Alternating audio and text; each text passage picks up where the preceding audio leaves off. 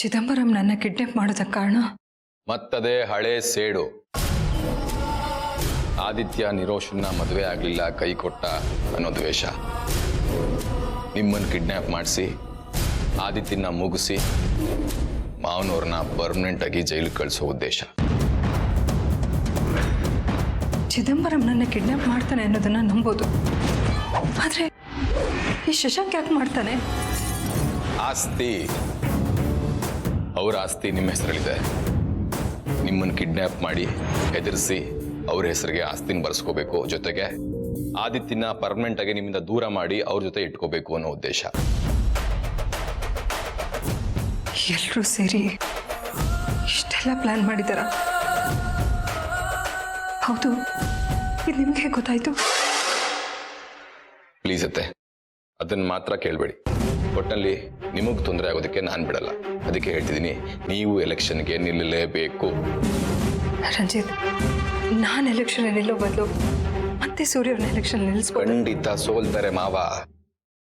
ಯಾಕಂದ್ರೆ ಮಾವನ ಪಕ್ಷದವರೇ ಚಿದಂಬರಂ ಜೊತೆ ಸೇರ್ಕೊಂಡು ಮಾವನಿಗೆ ವಿರೋಧಿಗಳಾಗಿದ್ದಾರೆ. ಸ್ವತಃ CM ಮಾವನವ್ರನ್ನ ದೂರ ಇಡಬೇಕು ಅಂತ ಒಪ್ಕೊಂಡಿದ್ದಾರೆ. ಆದಿತ್ಯನ ರಾಜಕೀಯಕರಿಸಬೇಕು ಅನ್ನೋ ಪ್ಲಾನ್ ಕೂಡ ಚಿದಂಬರಂದು.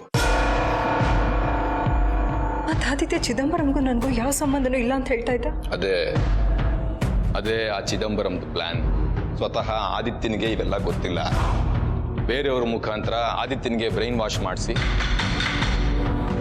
ಅಷ್ಟೇ ಅಲ್ಲ, ಮಾವನವ್ರ ಮೇಲೆ ಬಂದಿರೋ ಭ್ರಷ್ಟಾಚಾರ, ಕಿಡ್ನಾಪಿಂಗ್ ಕೇಸ್ ಎಲ್ಲ ಚಿದಂಬರಂದೇ ಕುತಂತ್ರ. ಇದೆಲ್ಲ ಅವರೇ ಮಾಡಿಸಿದ್ದು ಅನ್ನೋ ವಿಷಯ ನನಗೆ ಗೊತ್ತಿಲ್ಲ ಅಂತ ಅವ್ರು ಅಂದ್ಕೊಂಡಿದ್ದಾರೆ. ಬಟ್ ನನಗೆಲ್ಲ ವಿಷಯನೂ ಗೊತ್ತಿದೆ. ಚಿದಂಬರಂ ಒಬ್ಬರೇ ಅಲ್ಲ, ಅವ್ರ ಜೊತೆಗೆ ಇನ್ನೊಬ್ರು ಸೇರ್ಕೊಂಡಿದ್ದಾರೆ. ಅರ್ಪಿತಾ ಅಂತ ಅರ್ಪಿತಾ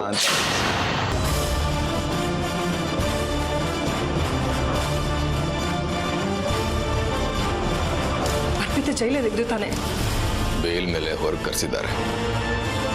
ಚಿದಂಬರಂ ಇನ್ಯಾರು? ಇದನ್ನ ಯಾಕೆ ನೀವು ನನ್ಗೆ ಹೇಳಿಲ್ಲ? ಹೇಳೋಷ್ಟರಲ್ಲಿ ಕಾಲ ಮಿಂಚೋಗಿತ್ತು ಅತ್ತೆ. ಇದಲ್ದೆ ಆದಿತ್ಯ ಅಂದ್ರೆ ಪ್ರಾಣ ಇಟ್ಕೊಂಡಿರೋ ನೀವು ನಾನು ಏನ್ ಹೇಳಿದ್ರು ನಂಬ್ತಿರ್ಲಿಲ್ಲ, ನಿಮ್ಗೇನು ಅರ್ಥ ಆಗ್ತಿರ್ಲಿಲ್ಲ. ಅದಕ್ಕೆ ಸಾಕ್ಷಿ ಸಮೇತ ಪ್ರೂವ್ ಮಾಡಬೇಕು ಅಂತ ಕಾಯ್ತಾ ಇದ್ದೆ. ಅಷ್ಟರಲ್ಲಿ ನಿಮ್ಮನ್ನ ಕಿಡ್ನಾಪ್ ಮಾಡೋ ಪ್ಲಾನ್ ಮಾಡಿದ್ದಾರೆ ಅಂತ ಗೊತ್ತಾಯ್ತು ನನಗೆ. ಅದಕ್ಕೆ ನಿಮ್ಮನ್ನ ಇಲ್ಲಿ ಕರ್ಸ್ಕೋಬೇಕಾಯ್ತು.